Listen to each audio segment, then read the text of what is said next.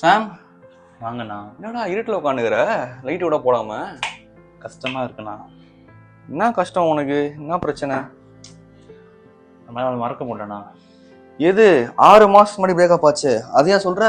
ஆமாண்ணா.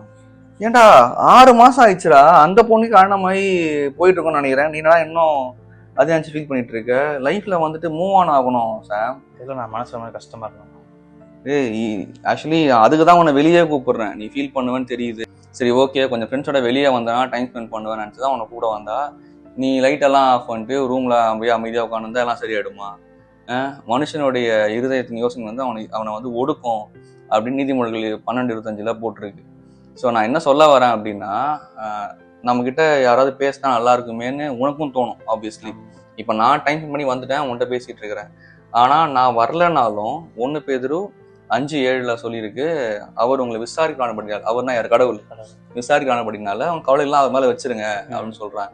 ஸோ அதனால கடவுள்கிட்ட ஒரு ப்ரேயரை பண்ணியா, எசப்பா பார்த்துக்கோங்கன்னு அவர்கிட்ட பாரத்தெல்லாம் கூட்டிட்டு உன் லைஃப்பை பார்க்க போ. நீ இங்கேயே இருந்தனா உன் ஃபியூச்சரும் அடி வாங்கும், உன் பேரண்ட்ஸும் உனக்காக ஃபீல் பண்ணுறதை நான் பார்க்குறேன். ஸோ அதனால மூவ் ஆன் ஆகுன்னு நான் சொல்கிறேன். புரியுதா? இன்னைக்கு ஒரு மீட்டிங் இருக்குது, வரல? கண்டிப்பாக கண்டிப்பாக வர.